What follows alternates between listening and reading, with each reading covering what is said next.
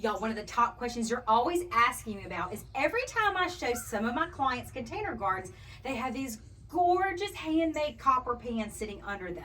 I have a gentleman who makes those for me. If you don't have that person to make those for you, let me show you my easy way. So what we simply did was we took a hot water heater drain pan. We used copper paint. You can buy this just like this, and we spray them. I love these little spray guns. And look what we've done. Tommy, you have to tell them about this. That's the 1-inch drain that comes with it, but we got a threaded 1-inch cap and screwed it on the inside to turn it into a pan that doesn't let the water out.